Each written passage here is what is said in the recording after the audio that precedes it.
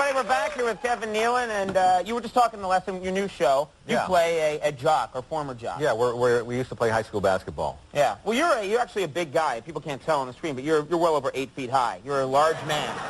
Well, you're 7'11". You're a 7'11". You're a physical freak, and one of my curiosity is... I'm a convenient guy. It's all funny stuff. I throw it out there, you take what you want. You know, you laugh at it or you just go over it. It's the smorgasbord of laughs. It really is. But were you actually a jock in high school? Were you a good athlete? I wasn't in organized sports. You know, around the neighborhood I played, you know, with the friends. But in high school I was like 5'8", you know, and I didn't grow until I got out of high school. Oh my God. Yeah, now I'm 6'4". Right. And I'm still growing. You know. You are. Yeah, but I like basketball. I play once a week. We play over at Gary Shandling's house. He gets a game together. Nice little name to drop there, actually. Well, you know, that way I get to play. I have to plug his house once a week, and then I'm allowed to play basketball. But is that a good game to play with other celebrities? Is it well, fun? It is other celebrities. That's the weird thing. Whenever I call him, I say, it's like a talk show. I say, all right, who do we got today? You know, he goes, well, we got Duchovny from X-Files.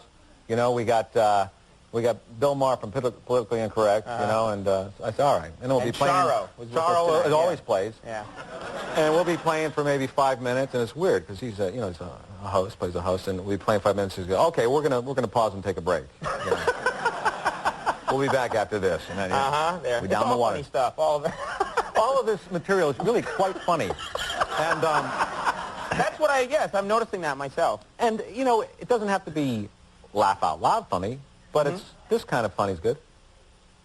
I've noticed people doing that, actually. Yeah, I take I've that off. noticed a lot of that going on. But I like basketball. I went to see the Knicks play when I was here in New York. That was a lot of fun. Terrific. It was, thank you very much.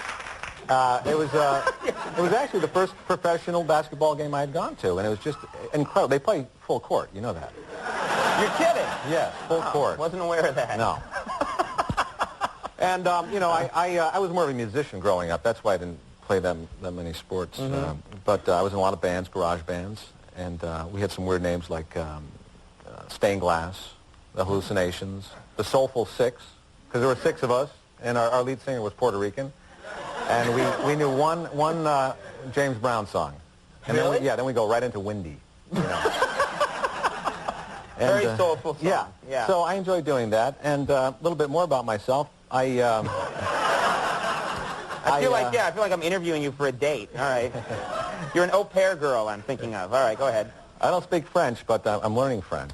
Someone told me that, actually, that you are, in your spare time, you're learning the French language. That's correct. I'm learning French, and I'm doing it with a teacher. Last time I got the tapes, you know, the audio tapes, and you listen to it in your car, and it's nice. But when you go to France, they speak much too fast. You can't understand what they're saying. I just give them the tape and say, you pick out what you want on the tape.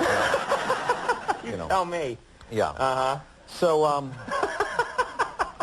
so music was really my forte. Sure. You know, and I remember I wanted a nice big Marshall amplifier, and I was working as a lifeguard during the day, and they didn't pay that much money. So I got a job making donuts at night at Dunkin' Donuts. So I worked from 10 to 5 making donuts, and then I did the lifeguard thing from 10 to 5 That's during the day. That's a lot of work. It's a lot of work, and I would be so tired. I get to the beach, and I get up on a chair, and I just put the hat down over my eyes, and you know.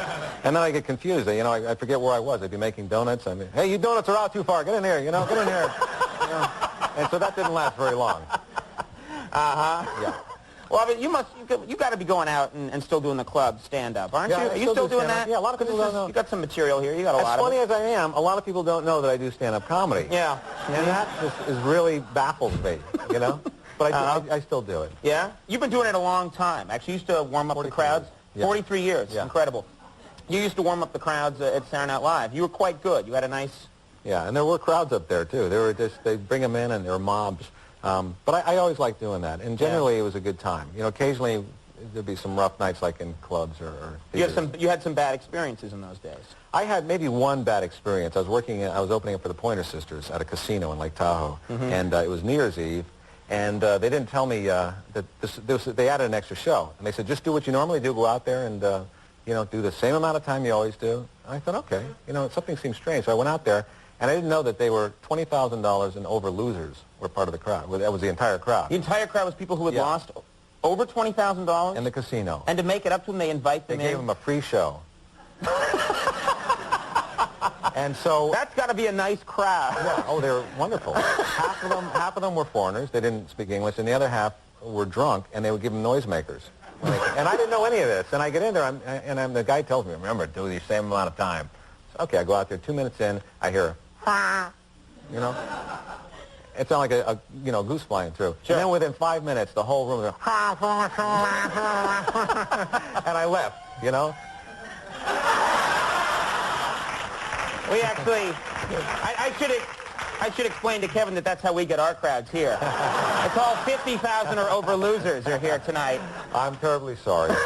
I But feel anyway, bad I for all of left, you. and I went backstage, and the guy was, what are you doing? What did you do? You put me in a world of trouble. And he's pulling the lights down. He's turning on the music, you know, and the sisters are coming out. What happened? What happened? What happened? And I was very embarrassed. And But now it's past you now. no, that was a long time. It just happened again, though. Now I've just gotten over it, and now it happened again. Now you're traumatized Yeah. again. Well, the show is Chance, Tuesdays at 9:30 on ABC.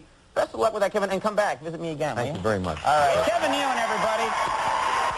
Gina Lee Nolan, Clutch and Soul, all coming up. We'll be right back. We'll see you in a second.